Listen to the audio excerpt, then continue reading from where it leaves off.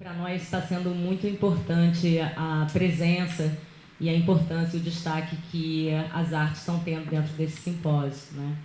Que é um simpósio dentro dos estudos de vigilância, onde as artes estão assumindo um protagonismo muito interessante, assim, não apenas por a gente estar sediando, né, como o Instituto de Humanidades, Artes e Ciências, o evento, mas por entender a potência da imaginação, né, poética, a imaginação de construção, de produção de novos mundos e novos imaginários que a arte é capaz de produzir, né?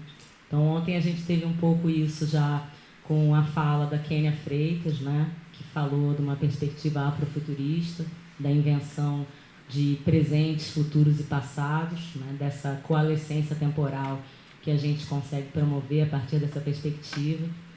E hoje, com essa mesa que é intitulada Corpos Dissidentes, Imaginação Estético-Política, a gente vai continuar um pouco nessa esteira. Então, para compor a mesa, eu gostaria de chamar aqui, na ordem que as falas vão ser realizadas, primeiro, Castiel Vitorino. Por favor, Castiel.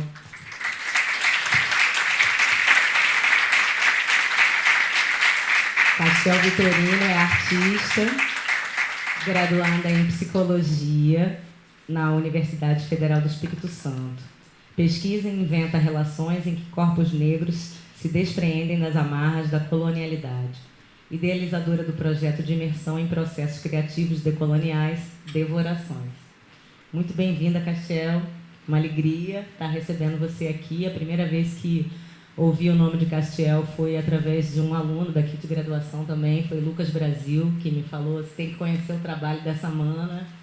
E depois Rebeca também trouxe essa sugestão na hora que a gente começou a desenhar essa mesa. Então, grande prazer que isso tenha se tornado uma realidade. Segunda pessoa que a gente chama aqui para a mesa é o Cássio Bonfim. Por favor, Cássio.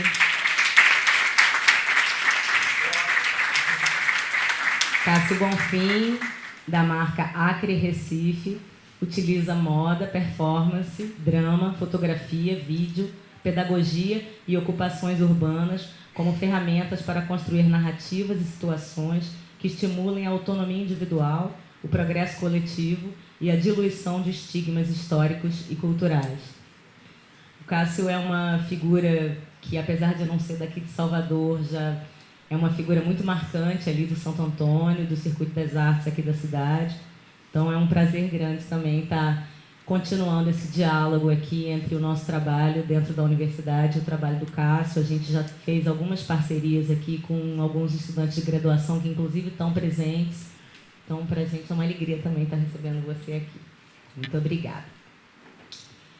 E a terceira e última participação da nossa mesa é o Diego Araújo. Seja também muito bem-vindo, Diego. Também tive contato com o trabalho do Diego, também através dos estudantes daqui que me levaram para assistir o espetáculo Com as Ilhas. E um espetáculo incrível, assim, talvez, imagino que o Diego talvez vá falar um pouco dele aqui para vocês. Diego é um artista transdisciplinar e desenvolve criações ligadas a performances, escritas e visualidades afrodiaspóricas, buscando uma mescla entre as linguagens artísticas dentro de uma experiência estética. Estou bastante ansiosa para ouvi-los e convido depois vocês todos também a fruírem um pouco dos trabalhos de artes que estão sendo exibidos aqui no IAC e também na FACOM, como parte das exposições que compõem a programação do simpósio. Tem uma série de estudantes que estão aqui também dentro do auditório que desenvolveram trabalhos numa componente nossa aqui que chama Sistemas Digitais em Artes. E eu fico muito grata de ver como que as temáticas que a gente trouxe para debater aqui se desdobraram, né, nessas obras, nesses trabalhos, e que estão dialogando com os pesquisadores e professores de outros estados que estão chegando aqui também, estados e países. Enfim, então passo a palavra para Castiel para começar. Talvez seja melhor a gente usar aquele microfonezinho dali, né, que ele fica fixo, você não precisa ficar segurando. Tem que apertar aquele ali, tá?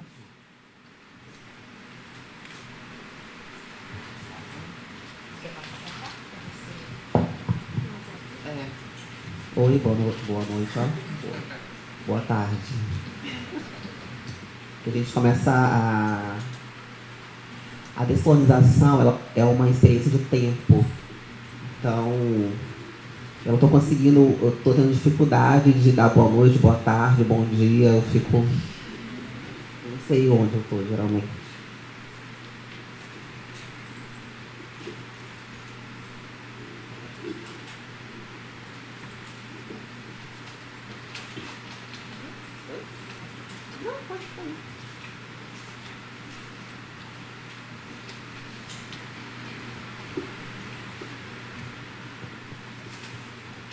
Bem, boa tarde. Sou Castiel Vitorino, brasileiro, sou de Vitória, Espírito Santo. Faço psicologia lá, estou acabando, sou psicóloga já, né? E sou artista e curandeira. Veja, eu sou filha de Ingrid e de duas avós, de uma tia madrinha e também da lua crescente. Nasci no alto, no Morro da Fonte Grande, mas não foi de parteira, como aconteceu meu avô Bininho. Foi das matas. Assim também como aconteceu com ele, com toda a minha família, que no alto do morro construiu um quilombo. E hoje tenho 23 anos recém-completados e foram 23 anos sendo plantada por uma dessas avós. Moramos juntas até hoje, uma no peito da outra. Moramos juntas na mesma casa e na mesma gargalhada. Vovó não terminou o ensino fundamental, mas está se formando em psicologia junto comigo. A vovó também é médica, é arquiteta, estilista, cozinheira, empresária, farmacêutica, atriz e cantora. Ela é o impossível, assim como eu. Ela fez de mim o impossível. Sou impossível, e porque sou, e como tem sido ser impossível. E é do impossível que eu venho falar aqui. E é de liberdade. Eu vou começar com uma obra de uma querida amiga chamada J. Mombassa. A fuga só acontece porque é impossível. Veja, como propor uma experiência de liberdade através da linguagem falada e gestualizada, estando eu aqui sendo vigiada por todos e todas vocês. Essa arquitetura e essa geografia perecível que aqui se forma através desse simpósio é também de vigilância. E por que aceitei novamente ser vigiada? E por que decidi dizer sobre liberdade enquanto estou sendo vigiada? É possível isso? É possível viver a liberdade enquanto estou sendo vigiada? Não. Não é. Não é possível. É impossível. E por isso que consigo fazer. É por isso que estou em liberdade, porque é impossível.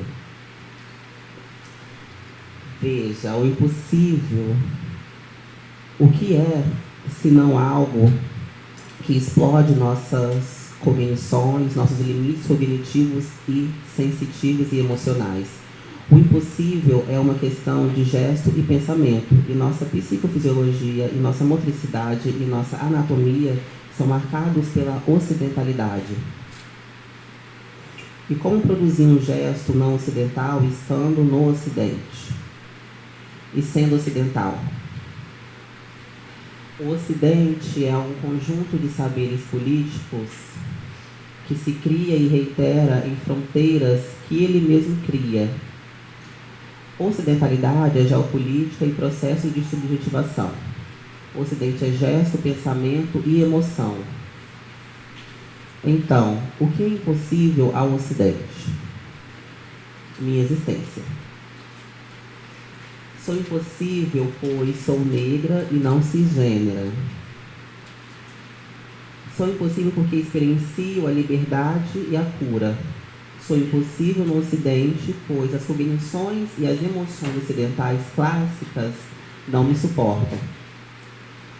Se aqui sou impossível, é porque sou incompreendida. Veja, a incompreensão, ou melhor, o impossível é uma questão de compreensão. Tudo que nomeamos de, tudo que compreendemos não ser possível é porque há uma experiência de falta mesmo, né? Já que estamos no Ocidente, vamos falar de falta. Há uma experiência de falta mesmo, uma falta de cognição, de sensibilidade e de motricidade para compreender a minha existência. Então, só sou impossível porque vocês não têm parâmetros o suficiente para me compreender. E eu sou incompreendida. E se sou incompreendida, sou violentada. Mas a incompreensão também me possibilita a fuga. Entendem essa encruzilhada? Essa complexidade? Sim. Há sempre o entendimento. Sim, vocês estão me entendendo. Ninguém aqui não está conseguindo me entender, porque há sempre o entendimento dessa complexidade e dessa encruzilhada onde eu me subjetivo como uma pessoa negra e não cisgênera. Há sempre o entendimento. E qual tem sido o entendimento de vocês em relação às vidas dissidentes que são racializadas no processo de tornar-se negra, indígenas, ciganas e por aí vai? Quais têm sido esses entendimentos? Como vocês têm nos entendido?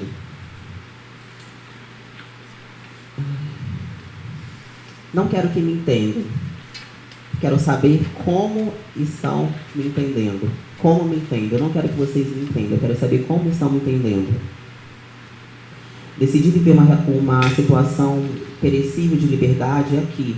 Logo, estou coletivizando estratégias de fuga e sobrevivência para um grupo que não conheço.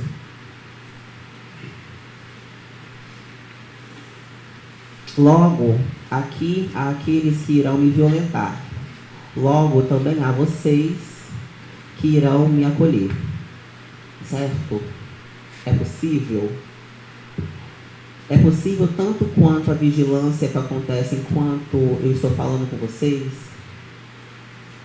Essa acolhida que eu acredito ser possível é tão possível quanto a vigilância que está acontecendo enquanto eu falo da acolhida? Enquanto eu falo da liberdade? Não. A vigilância é possível e a fuga deve continuar impossível. Para quem? Quem eu desejo que a incompreensão continue acontecendo? E como e por que desejo isso, sendo que na contemporaneidade os colonizadores usam justamente de uma mentirosa ideia de incompreensão para continuar me violentando? Sempre ouço assim, eu não estou te entendendo. Não estou te entendendo. Desculpa, eu não entendi, pratiquei um racismo com você. Desculpa, eu não entendi. E por que eu quero que essas pessoas, o que eu quero que essas pessoas continuem não compreendendo? E por que eu quero que vocês não compreendam algumas coisas? E o que são essas coisas? Sendo eu e estando eu nesse grupo misto formado por pessoas que estão em categorias raciais e pessoas também que não estão em categorias raciais. Esse grupo misto é um desafio para mim dizer com vocês sobre liberdade, fuga, compreensão e não entendimento. Mas já avisei, há sempre uma compreensão.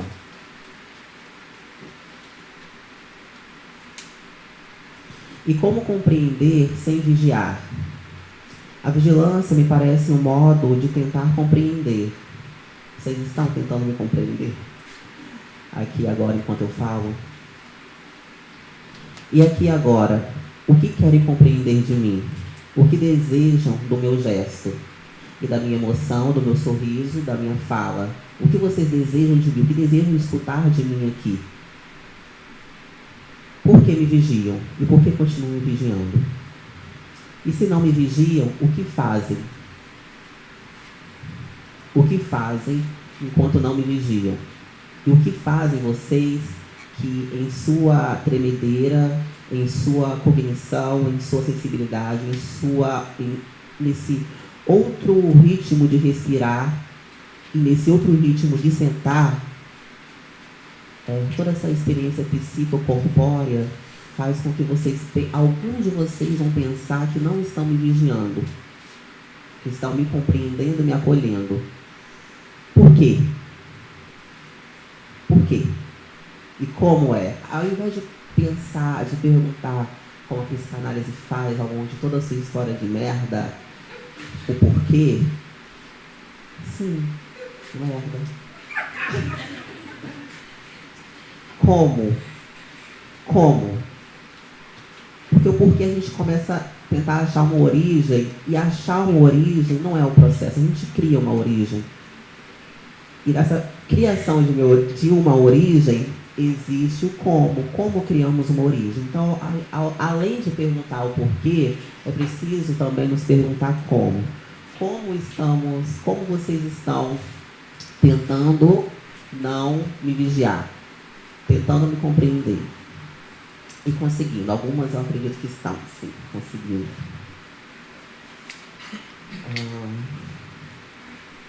E se não me vigiam, o que fazem? Alguns fazem o impossível, que é justamente não me vigiar nessa situação. E como é isso? Me digam vocês, depois que abrir o debate, ou até mesmo agora. Como é não me vigiar? E eu digo, como eu vigio vocês? Essa é a relação, vigilância e fuga.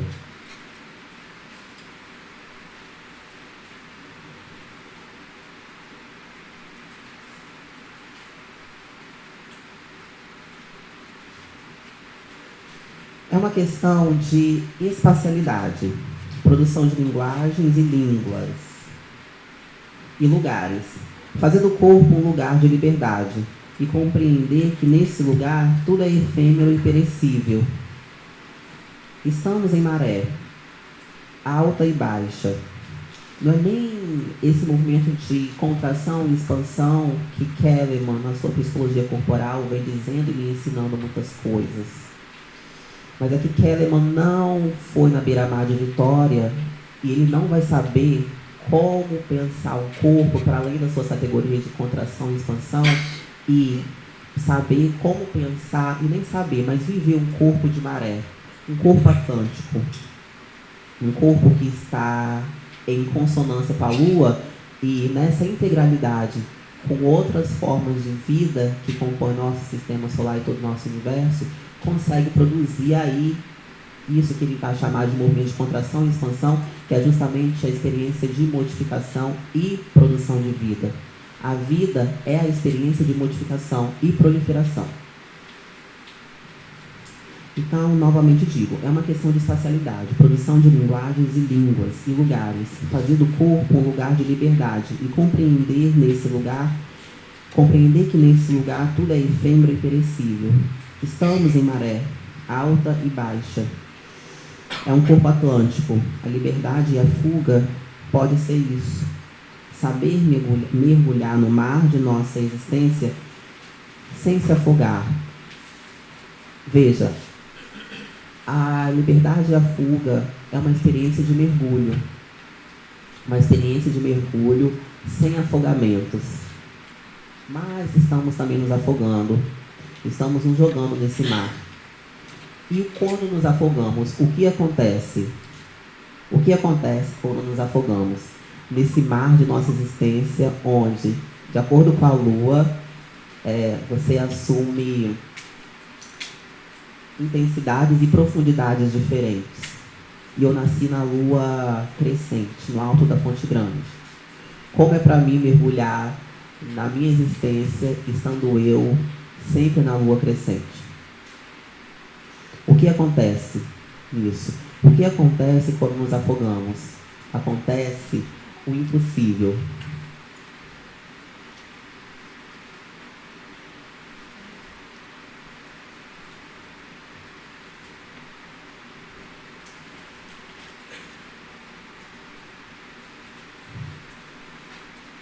Acontece o impossível, o rodopio, a modificação, a morte que inaugura a vida.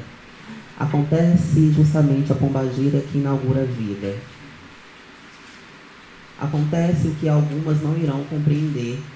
Acontece algo que algumas não conseguirão pensar ou prever, que é o fogo e o impossível. Obrigada.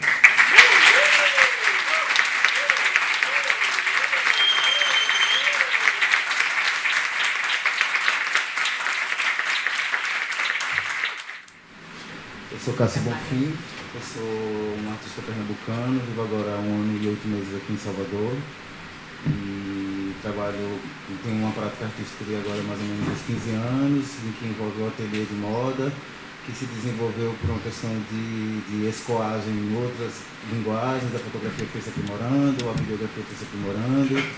Num outro momento também o trabalho adquiriu um caráter participativo com as performances.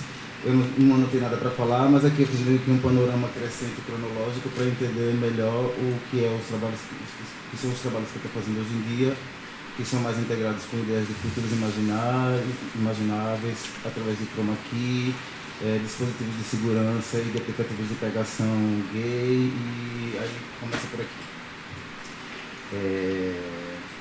A minha prática se divide em uma parte entre a implicação do próprio corpo, que são performances que são feitas por mim mesmo, e outras que são performadas por outras pessoas, dirigidas por mim, envolvendo temáticas que oscilam entre temáticas de religiosidade ou da sociedade brasileira, né? E aí, isso também flertando com outras linguagens. Aqui eu excluí os trabalhos que têm a ver com cinema, com publicidade, por razões óbvias, eu diria. E aqui começa o meu trabalho de figurino, com as bandas de Pernambuco. Isso aqui é a Semente do Vulcão. E aqui é a Orquestra Contemporânea de Olinda. Sou Zeca do Rolete, um coquista. Agora também faço parte de um panteão de patrimônio vivo do estado de Pernambuco. São os bandos de rock de lá. Esse aqui é o Balé Grial, o balé que foi formado pela Maria Paula Costa Rego, em colaboração com o Ariano Suassuna, um mentor do movimento armorial pernambucano. E nesse trabalho aqui a gente explorava as possibilidades de tradução com o corpo das ansiedades e dos medos dos corpos negros em Recife, onde é uma cidade com nível de violência de metrópole, mas ao mesmo tempo com uma incipiência dos estudos de vigilância e também das questões étnico-raciais. Lá a gente tem uma dificuldade maior. Apesar de ser uma outra cidade onde houve o tráfico de escravos, a gente tem uma sociedade principalmente um plano urbanístico que de alguma forma expulsou a presença dos corpos negros dentro da urbe, e é possível você ter uma experiência de conviver em Recife e se perguntar se houve passagem de negros lá. Lirinha, Coreografia Encantada, Academia da Berlinda, e aí a coisa foi evoluindo para a direção de videoclipes e a formação de rede foi expandindo-se para outro tipo de fazer também, dirigindo, para além do figurino, para além da direção de arte. Alessandra Leão, essa aí é uma musa com a qual eu trabalho há uns 10 anos, faço dos figurinos, as programações visuais das capas, e editei junto com as outras duas artistas, através de uma premiação, uma revista que eu vou falar mais na frente, e ela é uma das enfocadas em uma das revistas. Esse aí eu trabalho com o Mundo Livre S.A., um dos mentores do movimento Mogbit, que é um movimento que nasceu em Recife e de alguma forma mesclava aspectos sociais com desejos artísticos de expansão, muito na pessoa do Chico Sainz, mas também envolvendo outros mentores, como o Fred 04, que é o cantor dessa banda, e Renato L, que escreveu propriamente dito o Manifesto Mogbit. Essa é uma banda de tango que encomendou, depois que viu o trabalho do Exu Motoboy, encomendou um figurino com peças da coleção. E aí, de música e direção de videoclipes musicais, eu passei a ser apresentador de programas e de festivais musicais. Esse daí é o Festival Coquetel Molotov, que agora eu apresento faz 4 anos, vou pro 5º, e ele já teve edição em São Paulo, já teve edição em Salvador, já teve edição em Belo Horizonte, tem todos os anos em Recife, de onde é o projeto, e em Belo Jardim, no interior. Esse aqui foi a edição de Salvador. E aí, depois isso foi evoluindo para uma presença mais performática, que incluía tanto o trabalho de montação de looks para as portas que eu fazia do meu estabelecimento, onde existiam as festas mais underground de Recife, se chamava Acre, que é o nome do meu selo até hoje. E aí, para cada festa, conforme suas temáticas, existia uma montação de look e transmutava. E aí aconteceu a coisa que foi o teatro domiciliar. Eu e umas 2 outras pessoas, um diretor que se chama Eric Valença e uma atriz, também diretora, que se chama Nini Caldas, desenvolvemos esse processo de teatro domiciliar na casa que eu tinha na Rua da Aurora, que fica no centro. E esse processo inclui pesquisas de campo, e nesse texto específico se tratava de uma relação entre um pastor evangélico com uma prostituta e uma disputa de poder que se passava em 2 cômodos da minha casa. Só que aí essa pesquisa desdobrou para fotografias de performances sem audiência, e tem também as performances onde eu evoco esse personagem de pastor evangélico que funciona para algumas induções de cartaz coletiva e de hipnose coletiva. E aí tem essa coisa que não pode fotografar dentro, aí tinha todo um esquema de clandestinidade, é um outro casal para os grupos dos encontros de casais para fotografar a gente, é outra pessoa quando eu ia sozinho fazer as pregações ou dar os depoimentos. E essa é uma foto de mais ou menos como funcionava o teatro domiciliar na minha casa lá. Um projeto que eu estou tentando ainda. Aí evoluí para um segundo texto, que é A Chica Hoje, era um musical que continha música ao vivo e atuação, teatro também, com esses 2 outros atores. Esse daí tem alguns vídeos dos ensaios, das músicas, e tem também alguns outros processos, porque com o sucesso do primeiro texto, que chamava Pezinho de Galinha, do pastor evangélico, os personagens tiveram vidas e foram chamados para outros tipos de trabalhos, e aconteceu a mesma coisa com a Chica, que é esse meu personagem. E aí que eu acabei fazendo comercial, desfilando em desfile em marca de moda de noiva em Recife, e aí a coisa vai evoluindo para que os personagens tenham suas vidas próprias, né? Aqui, ainda nessa dimensão do trabalho de rede e do compartilhamento de informações, é um projeto que eu tenho muito orgulho, que são 6 revistas temáticas, cada uma focada em um personagem. E aí é o Alessandra Leão, cantora e percussionista pernambucana, o Eduardo Ferreira, um estilista e pensador pernambucano que pensava a estética do movimento Manguilite nos anos 80. Isa do Amparo, uma artista baiana que mora na Rua do Amparo, em Olinda, que é muito parecido em termos de microcosmos com a Rua do Santo Antônio, Rua Direita de Santo Antônio. Cléber Lourenço, um ator e bailarino negro de Pernambuco, que desenvolve narrativas com interseções entre as linguagens em solos. E o Paulo Bruschi, um grande amigo, um artista com mais renome internacional, que desde a década de 60 vem produzindo trabalhos em performance e arte postal e muita coisa. E o Gabriel Mascaro, que também é da minha geração trabalha com cinema. As revistas, elas todas tinham meio que binômios regentes. A da Alessandra Leão se tratava meio que de tradição e a mulher na tradição. E aí tem a reportagem sobre maracatu de mulheres, ao mesmo tempo reportagem sobre um dos filhos do clã do mestre Salustiano, que hoje em dia aborda golas de maracatu, que até pouquíssimo tempo atrás era um trabalho prioritariamente feminino. Tem também os sons de Olinda, os artistas contemporâneos da geração dela que continuam ainda com uma revista interessante, que eu acho que eu tenho aqui para quem quiser dar uma olhada depois. Essa é do Paulo Bruschi. Essa é do Gabriel Mascaro, meio que revisitando a filmografia dele, o Cléber Lourenço. E essa da Isa do Amparo, que todas as revistas têm sessões parecidas, uma meio que uma entrevista, outras com soluções, as comidas e as sensações de cada um, e um ensaio fotográfico. Esse daí é um ensaio fotográfico da revista dessa artista baiana que chama Isa do Amparo, e ela passou um carnaval inteiro fotografando os bonequeiros que carregam os bonecos de Olinda que param na frente da casa dela para saudar, né? Aí aqui volta meio no tempo, mas é o trabalho com as coleções, né? Essa coleção daqui, o Aqui em Construção, eu estou falando acelerado porque eu queria mesmo me ater para o que vai acontecer hoje em dia. Essa daqui eu acho que é de 2012, 2013, uma coleção que era contemporânea às questões do Ocupa Estelita, que para quem não sabe foi uma peleja institucional entre sociedade civil e um outro agente composto promiscuamente do Estado nas figuras do PSB, que é o partido herdeiro dessa dinastia Eduardo Campos e que, junto com a construção civil, que se configura como o maior investidor das campanhas eleitorais do PSB, construíram um teatro para venda de forma ilegal de um espaço que fica na Bacia do Pina. Para quem não conhece Pernambuco, para quem não conhece Recife, é um perímetro que fica entre a especulada Praia de Boa Viagem e o centro do Recife. E aí o Ocupa Estelita, que nasceu basicamente do cenário artístico pernambucano, foi aderido à academia, foi aderido pela sociedade e se transformou numa movimentação que ocupou durante um certo tempo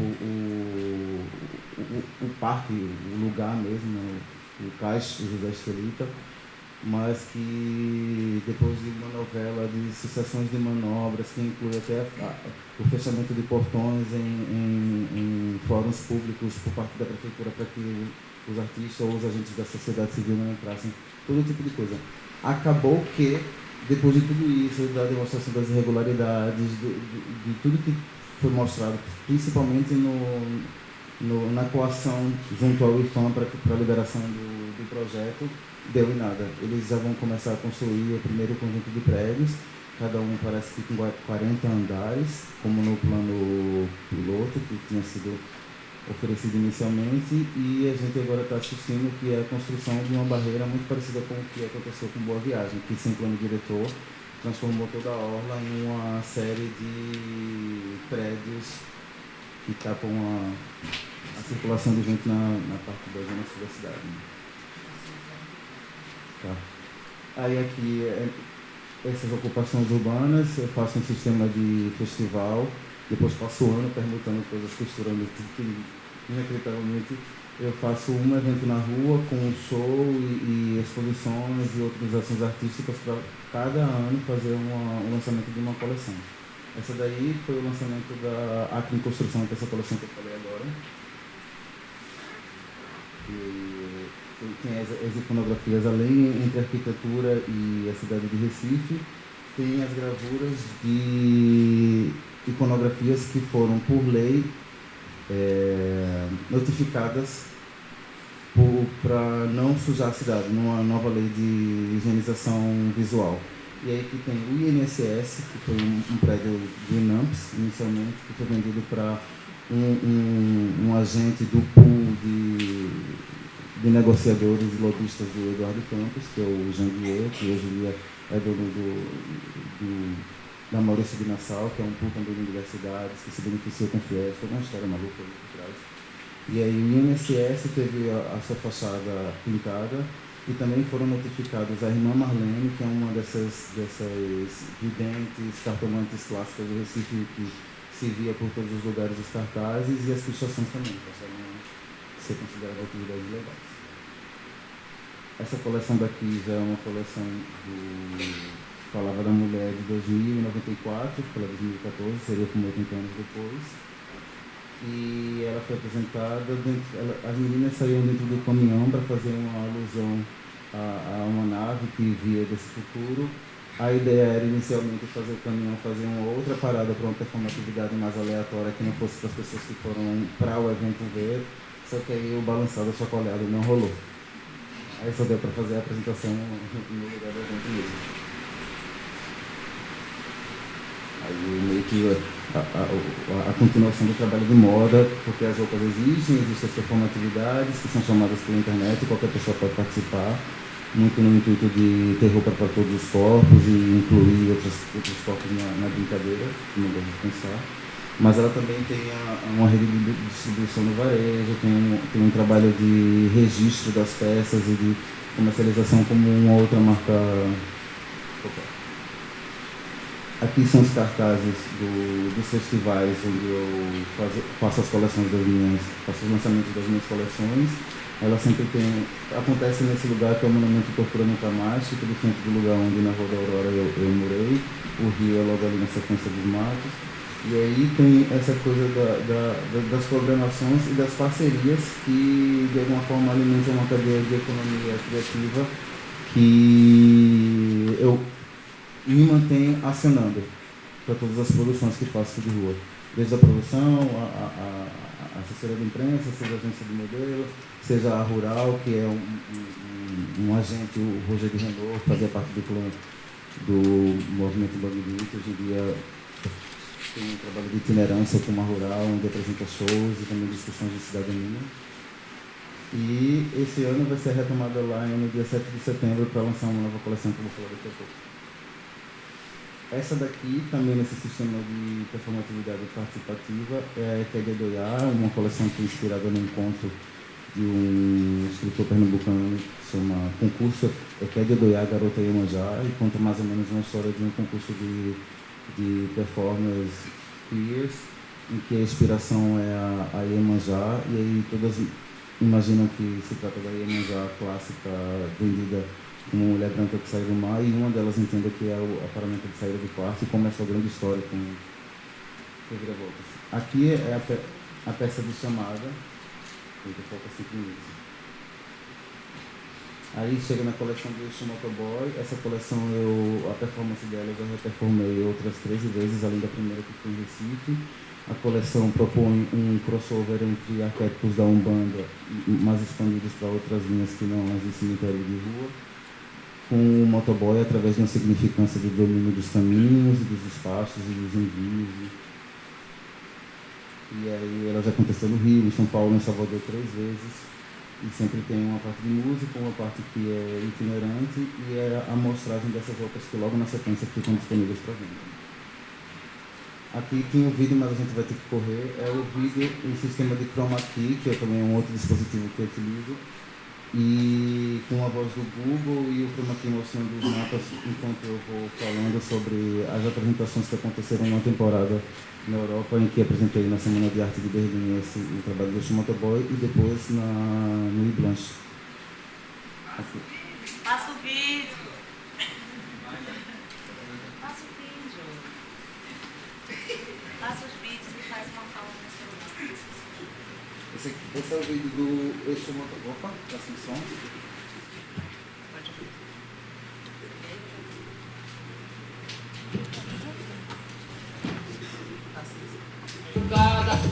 Chama os caboclos, vamos pra encruzilhada.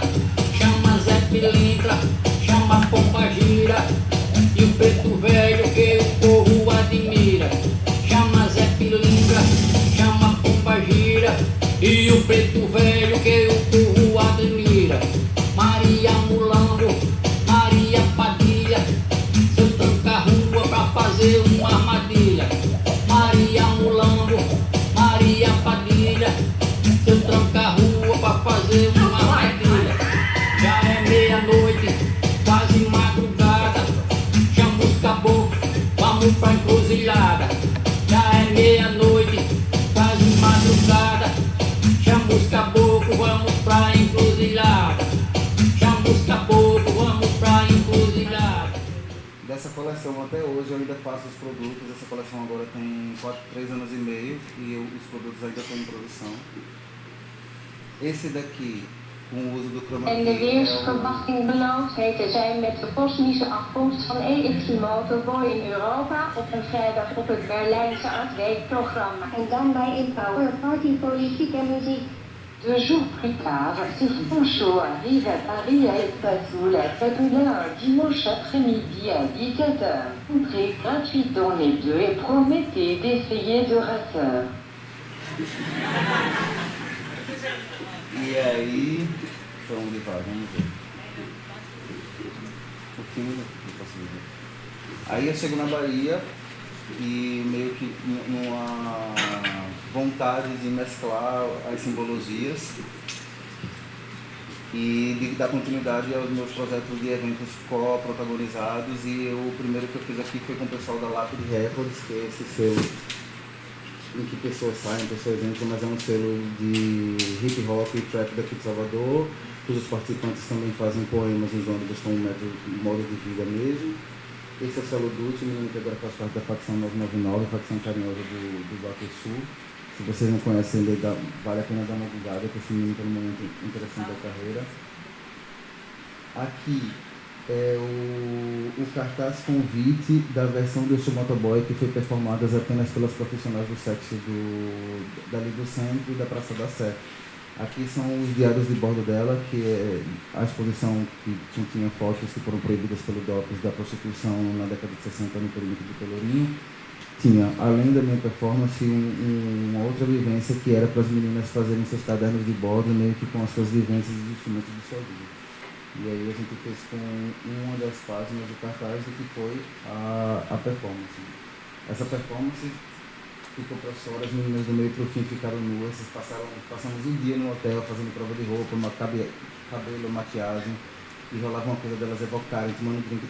Quando finalmente a performance saiu, se transformou numa coisa que primeiro crianças ficaram malucas, as crianças queriam escala, queriam chegar junto, um acontecimento. E essa daqui já foi uma outra versão na exposição do Ecos do Atlântico Sul, do Goethe, que incluiu os arquétipos masculinos. Esse outro evento daqui foi também lá no Goethe, fez uma proposição de colaborações entre estilistas e núcleos produtivos ou artísticos, e foi nesse momento aí, nosso primeiro diálogo, a minha marca fez, através de novo do Chroma Key, uma colaboração com a cadeira que a professora Paula dá, que é o Laboratório Aberto de Subjetividades. Os meninos fizeram um tipo de vídeo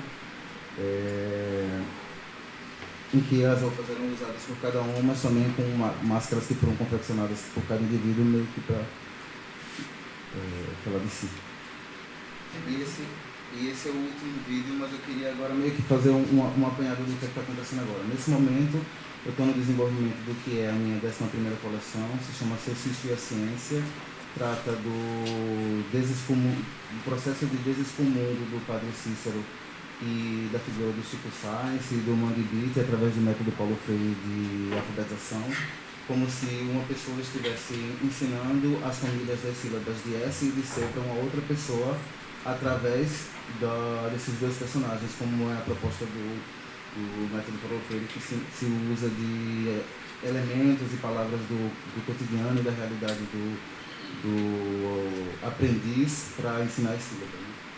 E aí estou trabalhando também no Sigilão, que é o meu primeiro roteiro, em que eu, ao invés de trabalhar para os outros atores, vou trabalhar para mim mesmo. Se trata de...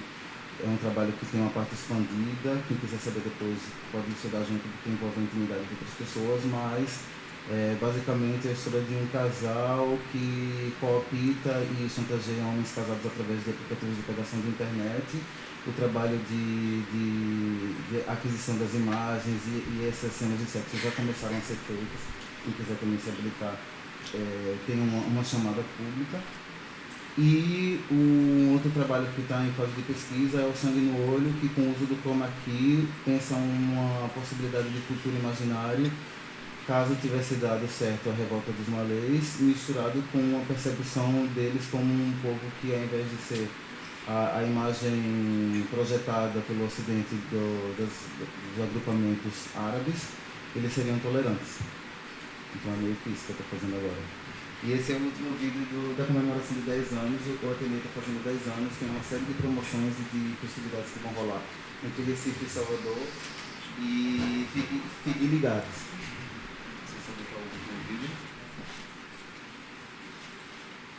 Acre, a indústria riqueza do Brasil. De novo, com apropriação de Acretec, Acrepop, Acretudo, Acre 10 anos. É isso, galera. Muito obrigado.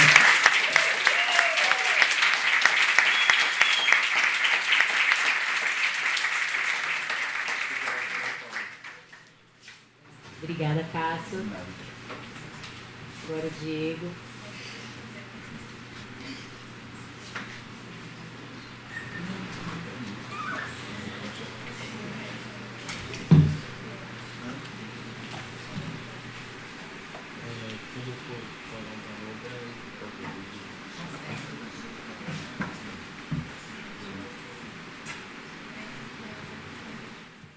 Olá, boa tarde a todos e a todas e a todos.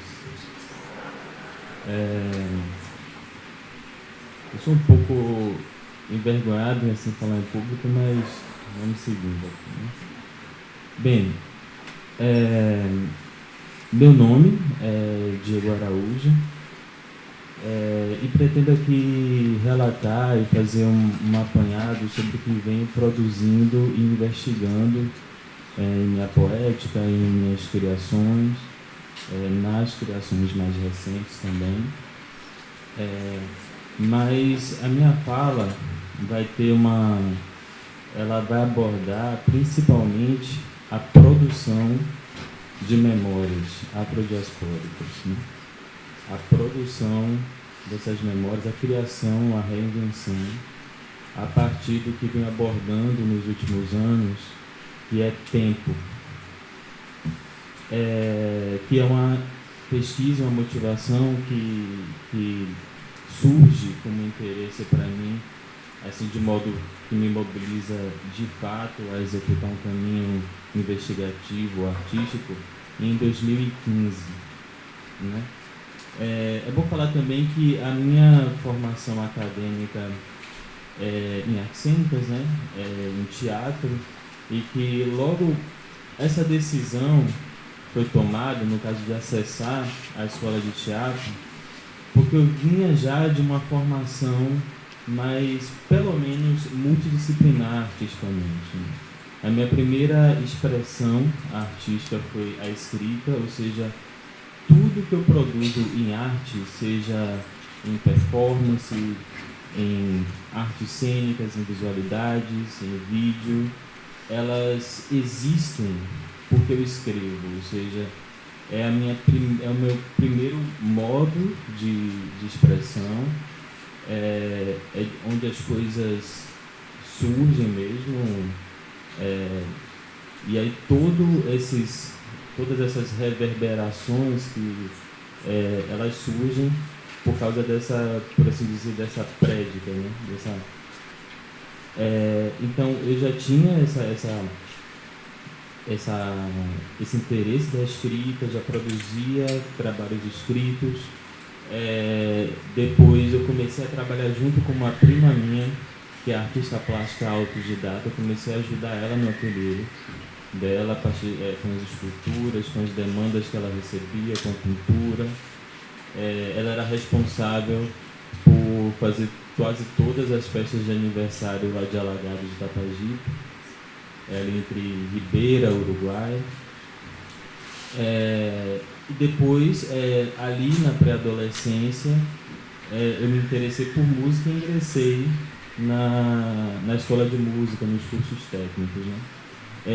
Paralelo a isso, eu estava estudando para fazer vestibular e entrar no curso de filosofia. Meu interesse primeiro era não, pelo menos a nível acadêmico, não fazer artes, né? Mas filosofia e arte eu ia fazer por fora. Bem, acabei escolhendo artes cênicas porque eu achava que eu podia misturar tudo, mas não foi bem assim, né? Lá na escola, não sei se todos conhecem a escola de teatro, inclusive nesse momento ela está muito foco, não é mesmo? É um modo pedagógico que se atém ainda à arte dramática, essencialmente. Então, durante todas as minhas experimentações artísticas, inclusive depois a escola de teatro, nunca o que eu fazia era visto essencialmente como uma obra teatral, né? Era visto como uma instalação, ou uma coreografia, alguma outra coisa que não teatro. Até o momento que eu falei assim, pô, verdade, realmente não é.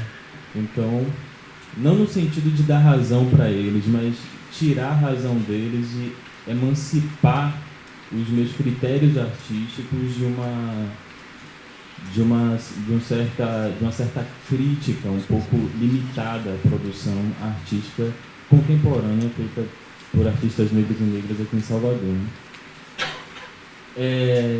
Então, quando eu me encontro com o tempo, que eu comecei primeiro a chamar de tempo estético, depois isso mudou para estética para um não tempo, depois isso mudou para não tempo, e depois isso mudou para tempo somente. Mas quando eu me encontrei com essa necessidade de investigar tempo a partir de corpos afrodiaspóricos e de manifestações afrodiaspóricas, eu comecei a perceber que eu teria que estabelecer uma relação mais transdisciplinar, né, nas minhas produções, de interagir com outras linguagens e de interagir com linguagens que eu já tinha já tinha passado, já tinha estudado, já tinha produzido, né, já tinha lidado com isso de uma maneira mais vertical. O engraçado é que essas resoluções, essas conclusões, né, elas foram tomadas logo após a minha saída da escola de teatro, né? Então, é como se eu tivesse que retornar aí pelo menos uns 10 anos atrás para poder me reconectar com minhas motivações primeiras no fazer artístico. E estabelecer uma lógica de emancipação da coisa, né? Primeiramente, para entender tempo, eu não estou falando de um tempo cronológico, eu não estou falando de um tempo mercantil, eu não estou falando de um tempo capital, eu não estou falando de um tempo opressivo ou da crueldade dentro das relações humanas. Eu estou falando de um tempo qualitativo, ou seja, um tempo experiencial, de um tempo quase que, por assim dizer, para tentar fugir aqui de um debate semiótico, semiológico, de um tempo fenomenológico da coisa. Ou seja, seria uma substituição dessa lógica das interpretações de uma clássica hermenêutica na relação com a experiência artística. Então, estou falando aí de um tempo qualitativo, né? E outra, sendo ele qualitativo, eu estou falando de um tempo que é corpo, de um tempo que nasce desse corpo. Então, a partir disso, eu comecei a analisar as minhas produções de não tempo no que se refere à minha existência como pessoa negra, vinda de Alagados de Itapajipe. Não sei também se todos conhecem Alagados de Itapajipe, ali na Península Itapajipana, né? Ficou famosa pelas palafitas nos anos 80, pela visita do Papa, ganhou esse renome também meio que internacional, né? Então eu comecei a analisar o que é que eu produzia ali, como esses que remontam a minha história em Alagados, quando eu cheguei lá, quais eram os signos que eram produzidos, né, nessa relação, nessas produções, né, de relações com meus familiares, com meus amigos, comigo mesmo. Ou seja, se esse tempo é qualitativo, se esse tempo nasce do corpo, então estamos lidando com uma certa intangibilidade, né? Ele nasce de uma certa intangibilidade, de uma certa substância, né? Não é algo de material, mas ele nasce dessa produção de relação, ou seja, e a partir dessas relações afrodiaspóricas, né? Então eu comecei a analisar também o que é que eu produzia lá de signo, né, na relação com meus familiares. Minha última obra, que foi Quase Ilhas, que é quase que uma espécie de manifesto dessas investigações, eu comecei a lidar com isso, que na época eu chamava de autorreferências. Eu estava tentando ao máximo zerar uma certa influência que se tem vindo da instituição, no caso, escola de teatro e etc., para lidar com as visualidades, as performances, as sonoridades que eram produzidas entre mim e Alagados de Itapajipe, né? E especialmente minha avó, no sentido de recriação de memórias, ou seja, nesse sentido também, lembrar e criar seriam a mesma coisa, seriam sinônimos. E é aí que eu encontro a literatura, né, que aqui a gente conhece como Oriki, que é muito que a gente conhece a partir dos cânticos e cantigas para os orixás aqui em Salvador. E que, a priori, a gente pensava que essa literatura, que esse oriki, era uma coisa que era muito reservada, né, a um rito litúrgico, a um rito religioso, de exaltação dos orixás, né, e coisa e tal. Mas é uma literatura muito mais ampla. E eu comecei a correlacionar também essa literatura do oriki ao que eu via de produção nas minhas relações familiares, nas minhas relações geográficas, né? Uma das minhas maiores inspirações nesse sentido, ou seja, de autorreferências, né, foi a minha própria avó, né, materna. Minha avó materna, ela começou a me narrar mesmo, a me contar uma história que foi que ela nunca de fato tinha contado para as pessoas da família. Um certo dia, eu conversando com ela sobre o tempo, ela falou que a gente vinha de um povo chamado Ijexá. Todo mundo conhece essa palavra aqui, né? Ijexá, né? Mas a gente vai associar ao toque rítmico, né?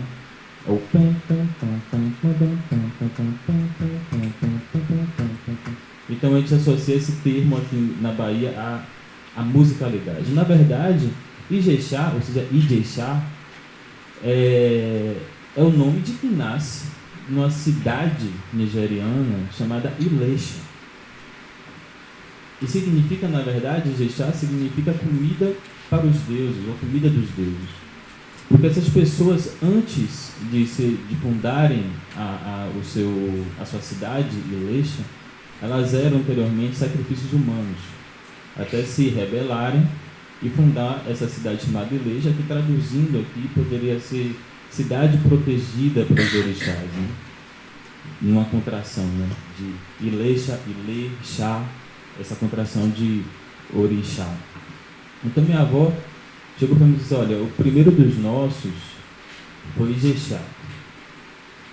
O que foi muito interessante, porque eu não sabia que tinha uma relação geográfica, né, com esse termo. Para mim ainda era uma coisa sonora. E essa informação de minha avó bateu muito com algumas informações históricas de que depois da abolição da escravatura, os povos de etnia Ijexá migraram massivamente para a Península Itapajipana, de onde é a minha família, e especificamente também ali entre o bairro de Plataforma e Ribeira, né? Então, aí eu começo a analisar essa produção de oriki em termos de produção de narrativas, de oralidades, ou seja, não exatamente na questão literária, mas em todo tipo de produção visual, sonora, ali presente também em Alagados de Itapajipe e nessa relação familiar, né? Um outro dado que minha avó tinha informado é que até a primeira infância dela, o idioma iorubá, claro, meio acriolado, era falado em ambiente doméstico na casa dela, ou seja, as pessoas, minha tia-avó, minha avó, se comunicavam no idioma iorubá, dentro de casa. E tinha uma forma também de lidar com essas, por assim dizer, com os orixás, que por assim, não era tão convencional, e até hoje não é convencional, né? De modo que a casa da gente não é exatamente um terreiro, não é nada disso. E é por isso também que em Quase Ilhas ela é toda feita, né, em iorubá, né?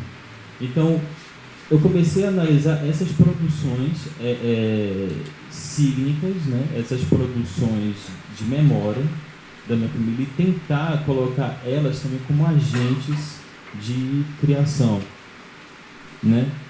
E nesse sentido propor um espaço de tempo imersivo e qualitativo, onde essas relações cronológicas e interpretativas, que geralmente têm uma atitude até mesmo no sentido de domesticar, né, a produção artística, ou até mesmo o modo de interpretar é muito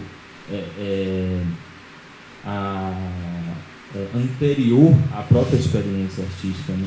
Então o intuito, na verdade, era diminuir e tentar zerar essa relação que está pautada na interpretação, em decifrar os códigos, em produzir, é como se estivesse trazendo a claro algo que é extremamente enigmático, né? Então, o meu objetivo era criar esse tipo de espacialidade, onde esse tempo pudesse ser qualitativo e não estar pautado numa decodificação, né, de signos e símbolos. Para tal, foi necessário realmente voltar a essas produções familiares e geográficas, que não eram coisa acessível para todo mundo. Inclusive, no ambiente da escola de teatro, quando eu falava essas coisas, falava que seria algo meio hermético, como se fosse correlacionado ali com um pensamento hermenêutico que se professa dentro da escola. É como se fosse algo fechado, que ninguém ia entender, que não ia ter comunicação, etc. e tal. Mas a verdade é que não era para estabelecer uma certa comunicação mesmo, mas sim estabelecer algum tipo de afetação, algum tipo de relação e de espacialidade performativa e estética que favorecesse as produções das outras pessoas, de quem se relaciona com aquela obra, né?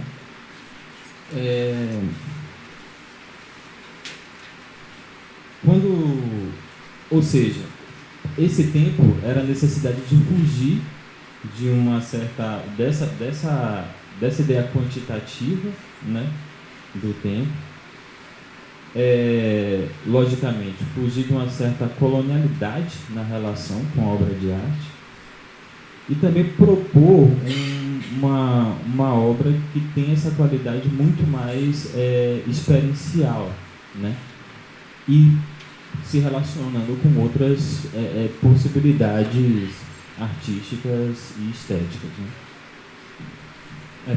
Você pode botar os vídeos, pode botar todos eles em loop, sem som.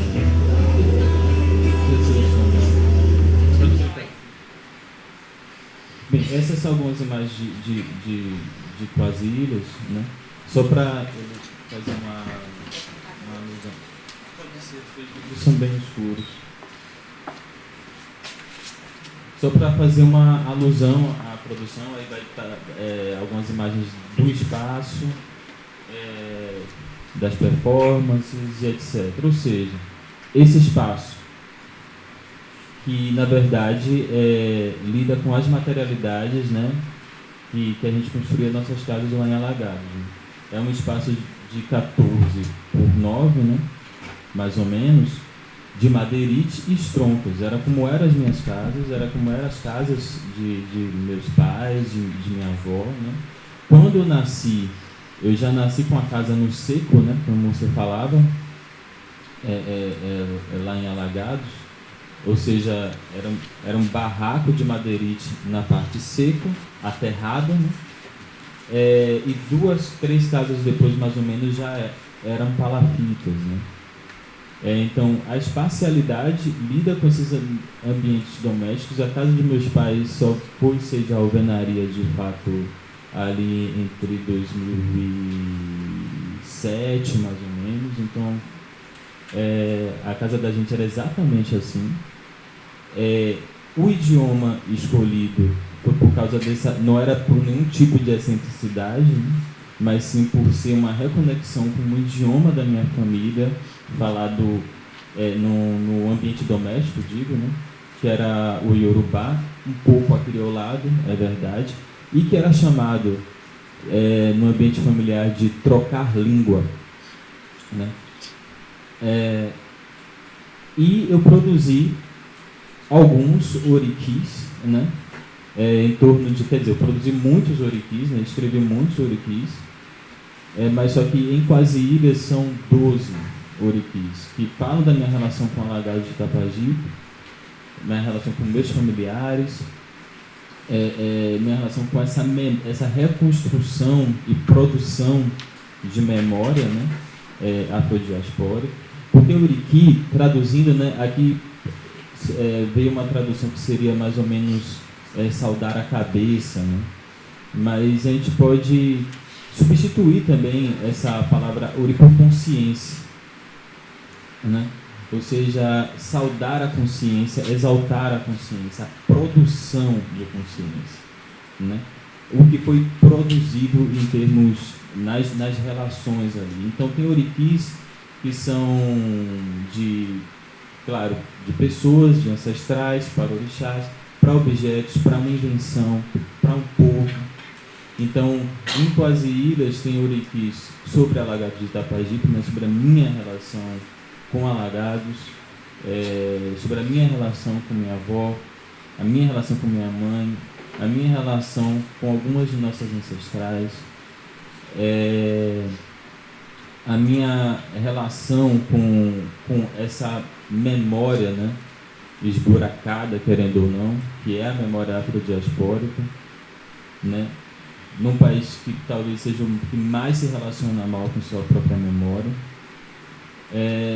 Então, era também um interesse de criar nesses vazios, nessas lacunas, né, e que possibilitava novas produções, reinvenções, né.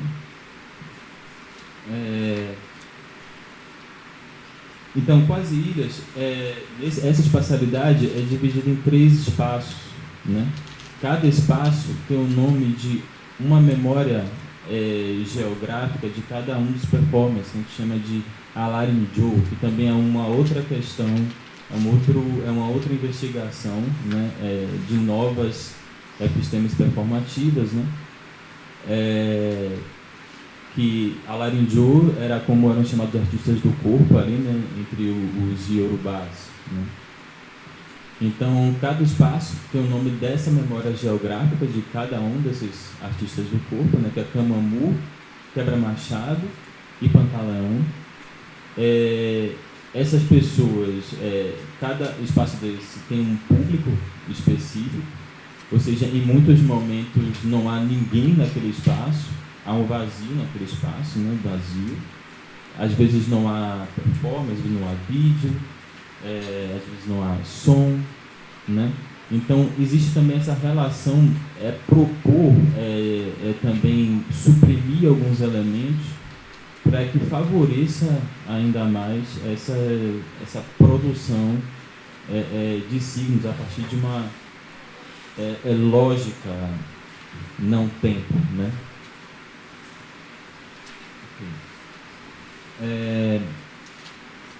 Para finalizar, quando se fala, quando eu falo de produção, né, de signos ou de memória afrodiaspórica, é também para fugir de uma ideia de que essa memória tem uma relação mais passada, né, pretérita. Quando a gente fala de ancestralidade, parece que é algo anterior a nós, né?